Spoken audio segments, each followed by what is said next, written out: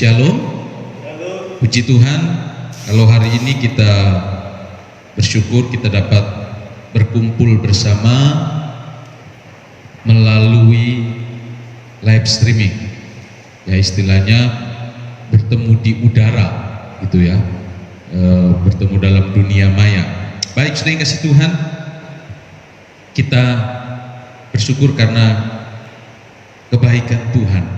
Pagi hari ini kita akan belajar bersama-sama kebenaran firman Tuhan. Tema El Shaddai hari ini dari El Shaddai 1 sampai El Shaddai 8 berjudul tabur tuai.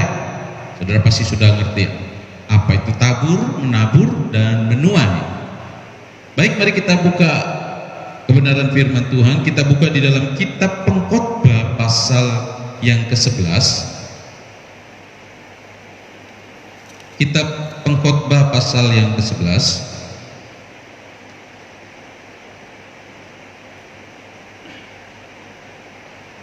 ayat 1 sampai dengan ayat yang ke-8.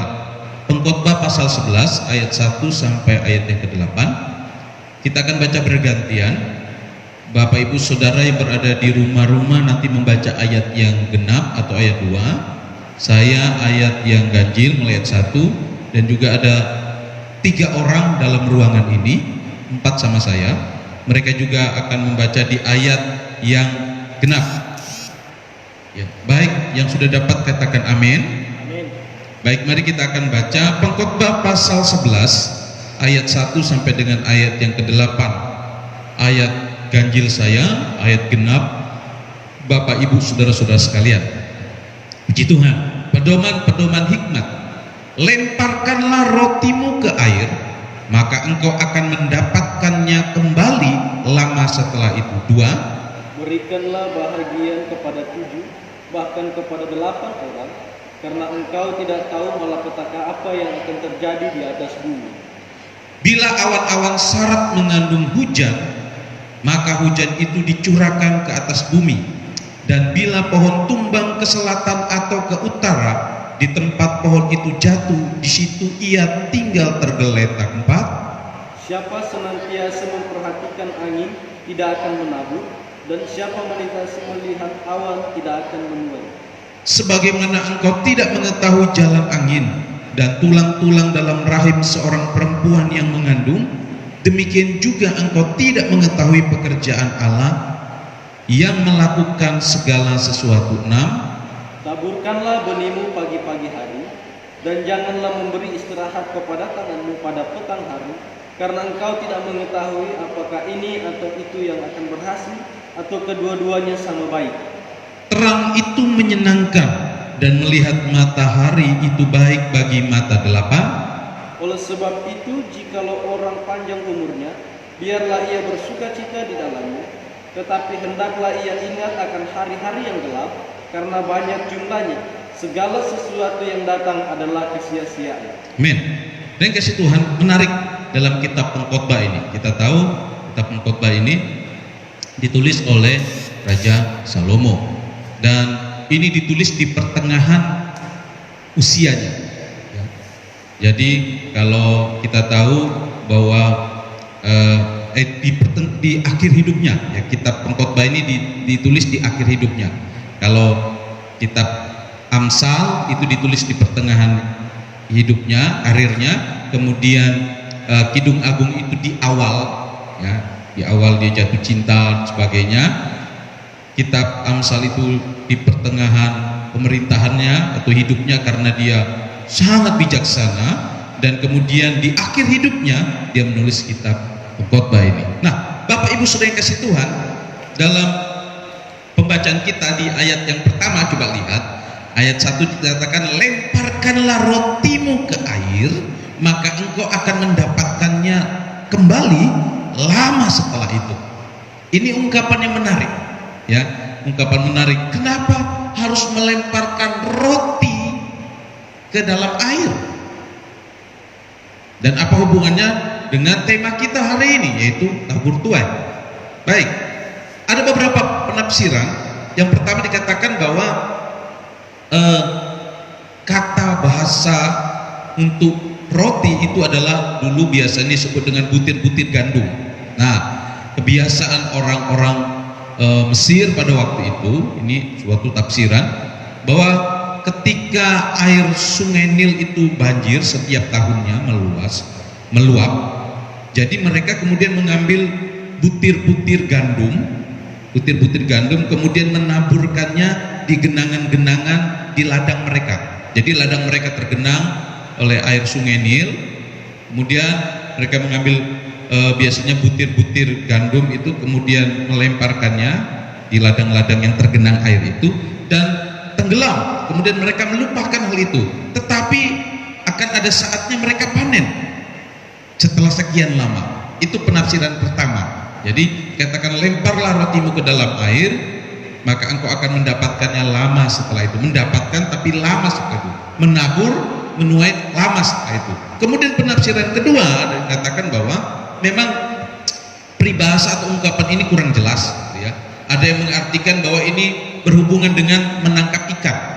Jadi orang melemparkan roti, kemudian ikan-ikan datang, ya berkerumun, kemudian suatu saat dia bisa memancing atau menjala karena dia mengumpannya dengan roti, melemparkan roti, meninggalkan lama karena roti itu akhirnya hancur, kemudian ikan-ikan datang tempat itu, ya. Jadi itu penafsiran kedua, dia akan mendapat ikan karena dia melempar rotinya. Yang ketiga adalah ada yang mengatakan bahwa itu perbuatan sia-sia. Kalau kita melempar roti ke kucing, ke seekor anjing, itu pasti dimakan, ya. Tapi ini melempar roti ke dalam air, kalau di bawah air hanyut, sehingga tidak mendapat apa-apa bahkan. Nah, saudara yang kasih Tuhan, jadi dalam bagian ini diingatkan kepada kita bahwa memang kadang-kadang ketika kita melakukan sesuatu secara ikhlas, secara tulus, kadang-kadang orang menganggap itu sia-sia, seperti melempar roti ke dalam air kemudian hanyut. Suatu waktu saya pernah tanya, karena ayat ini memang menarik, waktu saya kuliah dulu di Surabaya, saya pernah tanya kepada kakak kelas saya ayat ini. Apa maksudnya melemparkan roti ke air, kemudian kita akan mendapat kembali lama setelah itu? Kemudian kakak kelas saya itu berpikir sejenak, kemudian dia balik bertanya, kalau roti itu dilempar ke air, apa yang terjadi? Saya jawab, membengkak. Roti itu bisa kena air jadi membengkak, mengembang. Kemudian dia jawab, ya itulah sudah. Terus saya tanya, artinya apa? Dia tidak menjawab, dia kemudian pergi. Saya merenung, saya tahu bahwa ternyata bahwa roti kalau dilempar itu mengembang. Dan dia berkata, nah itu dengan kata lain, bahwa apa yang kita lakukan yang tampaknya sepertinya sia-sia, itu suatu saat akan berhasil. Kadang-kadang kalau kita memberi sesuatu kepada seseorang atau kepada pengemis, ya, ada yang berkata, tidak mungkin orang itu bisa membalas pada kita. Atau dengan kata lain, seperti melempar roti ke air dan tidak akan dapat apa-apa atau sia-sia, ya. Tapi bagian ini dianggap sebagai suatu tradisi, ungkapan tradisi untuk bermurah hati. Berikanlah dan jangan mengharapkan untuk kembali. Taburkanlah, jangan harap untuk kembali, tetapi suatu saat engkau akan mendapat balasan. Entah kapan, kita tidak tahu, entah 1 bulan, 2 tahun, 3 tahun, bertahun-tahun, bahkan mungkin kita tidak mendapat, tapi mungkin anak cucu kita nanti yang akan menuai. Jadi ungkapan ini menarik, ya, mengajarkan kepada kita, lemparkanlah rotimu ke air walaupun rasanya aneh, toh kita juga akan mendapatkannya lama setelah itu. Dengan kata lain, sekali lagi, Bapak Ibu sedang kasih Tuhan, ini belajar bagaimana kita menabur dengan murah hati. Saudara pasti akan mendapatkan suatu saat, ya, karena apa yang dilakukan tidak akan pernah sia-sia. Apa yang ditabur pasti akan dituai. Jadi dengan kata lain, jangan kita sering berpikir gini, saya mau nabur tapi nanti harus menuai. Tidak, ini menarik ayat ini, lemparkan saja ke air, yang mungkin sia-sia, tidak wajar.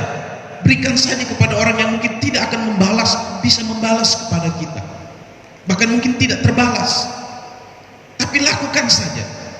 Entah kita tidak tahu, suatu saat kita akan mendapatkan. Coba lihat, di pembacaan kita jelas dikatakan di ayat yang kelima, sebagaimana engkau tidak mengetahui jalan angin dan tulang-tulang dalam rahim seorang perempuan yang mengandung, demikian juga engkau tidak mengetahui pekerjaan Allah yang melakukan segala sesuatu.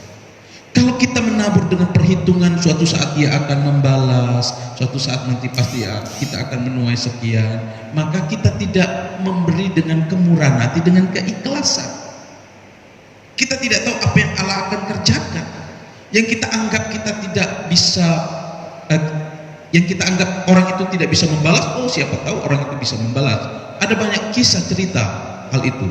Contohnya, saya pernah baca beberapa hari yang lalu, ada kisah seorang penjual pisang goreng, atau istilahnya kita sanggar, itu setiap sore memberi sanggarnya kepada seorang anak pengemis. Setiap sore dia memberikannya pada seorang anak kecil itu. Kemudian lama anak itu tidak ada kelihatan, menghilang. Setelah 20 tahun kemudian ada mobil yang berhenti di depan penjual sanggar itu. Kemudian ada seorang yang keluar dari mobil itu dan berkata, "Pak, masih ingat saya?" Bapak penjual pisang goreng berkata, "Tidak, sayalah anak yang setiap sore dulu Bapak beri pisang goreng kepada saya untuk saya makan. Dan hari ini saya akan membalas kebaikan Bapak." Lihat bagaimana terkejutnya penjual pisang goreng. Karena waktu dia memberi, pasti pikirannya enggak mungkin anak ini akan bisa membalas dia. Tapi kita melihat ayat berkata bahwa engkau tidak mengetahui pekerjaan Allah yang dilakukannya. Lemparkanlah rotimu ke air, engkau akan mendapatkannya lama setelah itu. Baik, saya kasih Tuhan. Itu yang bagian pertama di dalam renungan kita tentang tabur tuai. Kemudian selanjutnya, jadi hukum tabur tuai itu adalah apa yang kita tabur akan kita tuai. Kalau ini berkata lama, menabur banyak, hukumnya adalah pasti menuai banyak. Dan perhatikan ini, hanya yang ditabur itu yang dituai. Coba kita lihat di ayat yang kedua itu bahkan dikatakan ini, berikanlah bagian kepada 7 bahkan kepada 8 orang, karena engkau tidak tahu malapetaka apa yang terjadi atas bumi. Akhirnya hasilnya begini, berikan saja karena kita tidak tahu apa yang akan terjadi. Lakukan saja karena kita tidak tahu apa yang akan terjadi. Bagian kita adalah melakukan, bagian Tuhan adalah membalas apa yang kita lakukan. Ayat 3, bila awan-awan syarat mengandung hujan, seperti hari ini di kota Tarakan hujan, tidak tahu di kota-kota lain, Bapak Ibu Saudara yang menonton live streaming ini, kalau di Tarakan lagi hujan. Bila awan-awan syarat mengandung hujan, maka hujan itu dicurahkannya ke atas bumi. Jadi kalau sudah waktunya engkau akan menuai, pasti engkau akan menuai. Bila sudah waktunya akan hujan, karena dikatakan syarat mengandung hujan awan itu, maka pasti akan hujan. Bila pohon tumbang ke selatan atau ke utara, ke tempat pohon itu jatuh, di situ ia tinggal tergeletak. Dengan kata lain, kalau dia sudah ditentukan di situ, kalau Bapak Ibu sudah ditentukan untuk menabur dan untuk menuai, maka lakukanlah. Kemudian ayat 4, perhatikan ini, menarik juga ayat 4 ini. Siapa senantiasa memperhatikan angin, melihat angin, tidak akan menabur, dan siapa senantiasa melihat awan tidak akan menuai. Nah, ini menarik begini, ada orang yang ingin menabur, dia lihat dulu, nanti kalau saya tabur saya dapat enggak ya, saya menuai enggak ya, kalau saya tolong orang ini nanti dia tolong saya lagi enggak ya. Tuh. Jadi dia melakukannya dengan perhitungan. Jadi siapa senantiasa memperhatikan angin tidak akan menabur, siapa senantiasa melihat awan tidak akan menuai, tidak melakukan apa-apa, akhirnya tidak melakukan apa-apa karena selalu perhitungan. Sehingga ketika orang menuai, dia gigit jari, tidak mendapat apa-apa. Ya, nantilah saya menabur, tunggu banyak uang, tunggu cair ini, tunggu kaya, pokoknya tunggu sukses dan sebagainya.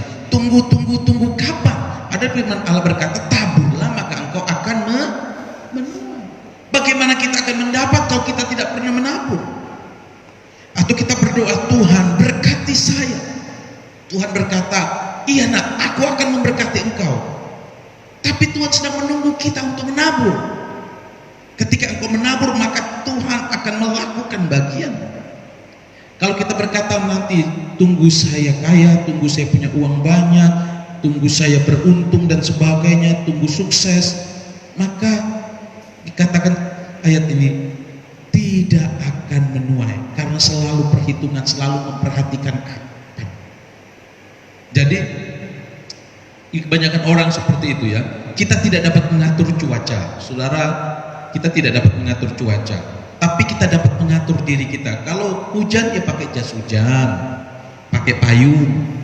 Kalau panas ya pakai payung juga, berjalan atau tidak keluar, kan seperti itu.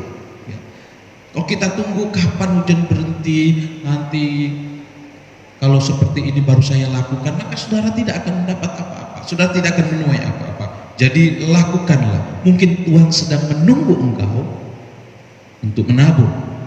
Engkau sudah berdoa, berkati saya. Tuhan menjawab iya, tapi dia sedang menunggu engkau untuk engkau menabur. Ketika engkau menabur, maka doa yang engkau doakan akan dijawab oleh Tuhan. Kita belajar dari Ishak. Ya, dia menabur dan dalam tahun itu juga ia diberkati oleh Tuhan. Jelas ayat itu. Kalau Ishak tidak menabur, maka dia tidak akan diberkati oleh Tuhan. Tapi ketika Ishak menabur, maka dia diberkati oleh Tuhan. Ketika saudara sudah berdoa, Tuhan berkati saya, Tuhan sudah pasti oke kan, dan dia sedang tunggu saudara melakukan tindakan untuk menabur. Kita belajar dari janda miskin juga yang memberikan 2 peser. Bahkan itu semua uang di bagian hidupnya, dan Tuhan memberkati. Kita juga belajar dari seorang anak kecil, seperti saya khotbahkan, seorang anak kecil yang memberi makan siangnya dengan 5 roti dan 2 ikan untuk 5.000 orang. Anak itu rela memberikan makan siangnya 2 roti, 5 roti dan 2 ikan. Dan apa yang anak itu dapat? Anak itu mendapat 12 bakul. Karena dia melakukannya, maka dia diberkati. Jadi kita melihat bahwa memang ini penting sekali bagi kita. Kemudian selanjutnya, ayat yang ke-6. Taburlah benihmu pagi-pagi hari, dan janganlah memberi istirahat kepada tanganmu pada petang hari, karena engkau tidak mengetahui apakah ini atau itu yang akan berhasil, atau kedua-duanya sama baik. Ayat 6 ini menarik. Taburlah, lakukanlah, maka engkau akan menuai. Dikatakan jangan memberi istirahat, jangan bermalas-malasan, lakukanlah, jangan perhitungan. Dengan kata lain, pelit. Kalau perhitungan dalam arti manajemen, bagus. Tapi kalau perhitungan dalam arti pelit, sekek, apalagi itu ya, medit, itu tidak benar. Nah, jadi lakukanlah dengan tanganmu, ya, karena engkau tidak mengetahui, karena kita tidak tahu berhasil atau tidak.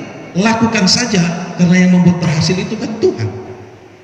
Ya, bagian kita adalah melakukan. Dengan kata lain gini, ayat 6 ini, taburlah benihmu. Dengan kata lain, orang itu perlu benih. Kita perlu benih untuk menabur. Bagaimana Tuhan saya mau menabur kalau tidak punya benih? Nah, orang dapat benih dari mana? Coba lihat 2 Korintus 9 ayat 10, saya akan bacakan. 2 Korintus 9 ayat 10. Bapak Ibu bisa buka di rumah. Sekali lagi 2 Korintus pasal 9 ayat 10. Ia yang menyediakan benih bagi penabur, ini ayat yang terkenal ya, dan roti untuk dimakan. Ia juga yang akan menyediakan benih bagi kamu. Jadi yang menyediakan benih siapa? Tuhan. Dan melipat gandakan dan menumbuhkan buah-buah kebenaranmu. Ia yang menyediakan benih. Kita menabur, kita perlu benih. Tuhan menyediakan benih bagi kita. Tapi perhatikan ayat ini menariknya begini. Ia menyediakan benih bagi penabur. Yang tidak suka menabur tidak akan diberi benih, karena benih itu akan disimpan, membusuk dan tidak berguna. Tapi orang yang suka menabur, Tuhan berkata akan diberi benih untuk dia pakai tabur, diberi benih untuk dia sendiri makan. Ya. Jadi luar biasa ini. Dengan kata lain, Tuhan menyediakan segala sesuatu yang kita perlukan agar kita dapat memberi dan menabur. Dan benih yang sudah disediakan oleh Tuhan bagi kita, sekarang Tuhan ingin lihat apakah kita punya kemauan, kerelaan untuk memberi atau menabur benih itu atau tidak. Saya yakin kita pasti diberi benih oleh Tuhan, diberi berkat oleh Tuhan.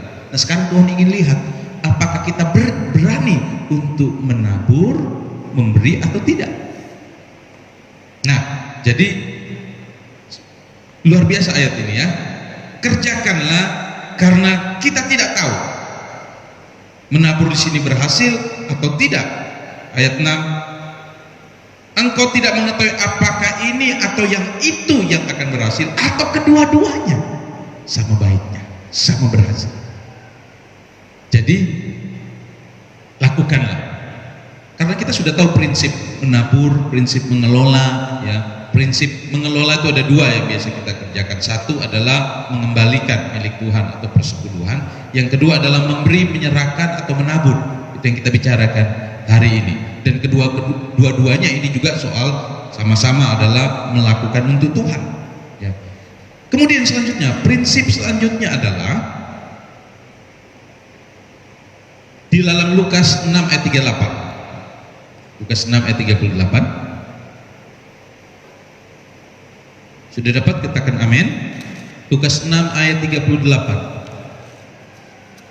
2, 3. Berilah. Sudah dapat? Lukas 6 ayat 38. Berilah dan kamu akan diberi suatu takaran yang baik, dipadatkan, yang digoncang dan tumpah keluar, akan dicurahkan ke dalam ribaanmu.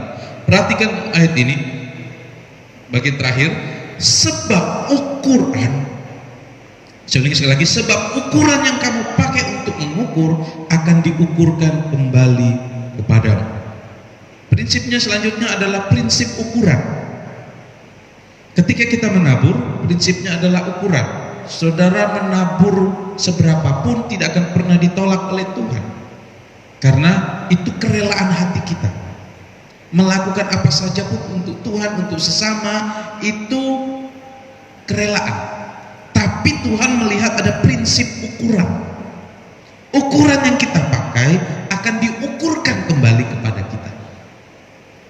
Tadi saya katakan, sedikit menabur ya sedikit menuai, banyak menabur banyak menuai. Jadi ukurannya seperti itu, karena memang ini prinsip ukurannya jelas ya. Perhatikan bahwa Allah juga melihat prinsip ini, prinsip ukuran. Tuhan memberikan tanggung jawab kepada kita untuk kita mengatur, mengelolanya. Ya. Jadi saudara, berkat yang Tuhan berikan kepada kita itu kita harus kelola dengan baik. Kita pakai juga untuk kita dan pakai untuk menabur. Nah kadang-kadang banyak orang itu jatuh di dalam kelemahan seperti ini, di dalam kelemahan untuk miliknya sendiri. Diriku ini untuk aku, bukan untuk orang lain dan sebagainya. Jadi kita kadang-kadang gagal di tanggung jawab ini. Padahal Tuhan memberikan tanggung jawab kita bukan supaya kita gagal, tetapi supaya kita mengalahkan keegoisan kita.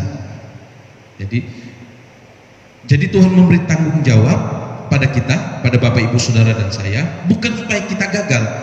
Ia ingin kita berhasil, dan salah satu caranya atau satu-satunya cara untuk berhasil adalah menghadapi kelemahan tersebut.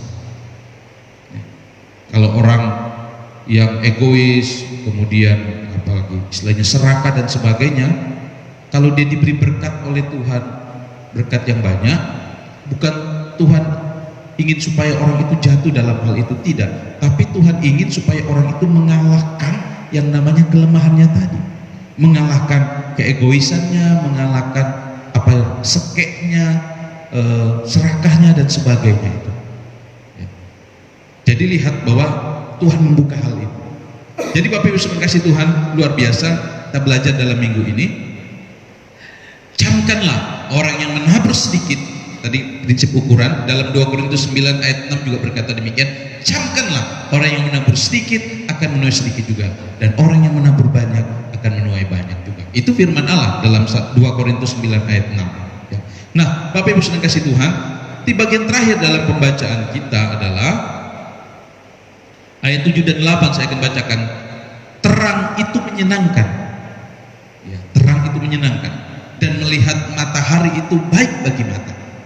Oleh sebab itu, jikalau orang panjang umurnya, biarlah ia bersuka cita di dalamnya, tetapi hendaklah ia ingat akan hari-hari yang gelap, karena banyak jumlahnya, segala sesuatu yang datang adalah kesia-siaan.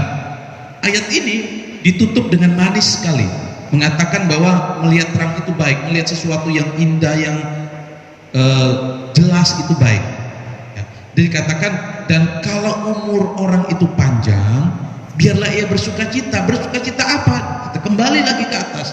Ia melemparkan benihnya ke dalam air, ia tidak perhitungan, ia menabur, dan ia melakukan kebenaran firman Allah. Kenapa?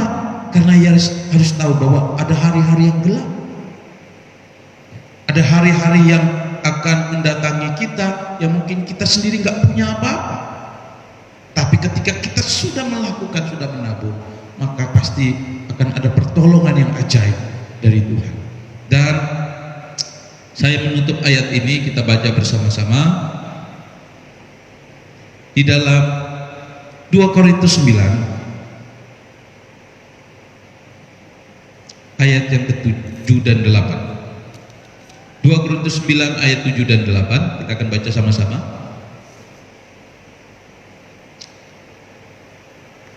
2, 3. Hendaklah masing-masing memberikan menurut kerelaan hatinya, jangan dengan sedih hati atau karena paksaan, sebab Allah mengasihi orang yang memberi dengan sukacita, dan Allah sanggup melimpahkan segala kasih karunia kepada kamu, supaya kamu senantiasa berkecukupan di dalam segala sesuatu, dan malah berkelebihan di dalam berbagai kebajikan. Lakukan firman Tuhan. Mungkin engkau seperti melemparkan rotimu ke dalam air, melakukan sesuatu sepertinya sia-sia, sepertinya tidak ada balasan, sepertinya tidak menuai. Tapi lihatlah, kita tidak tahu bahwa Allah melihat dari surga apa yang kita lakukan. Taburlah, lemparlah rotimu ke air, jangan istirahatkan tanganmu, dan saudara akan melihat mujizat, keajaiban dalam kehidupan. Demikian renungan firman Tuhan pada pagi hari ini. Baik, mari kita akan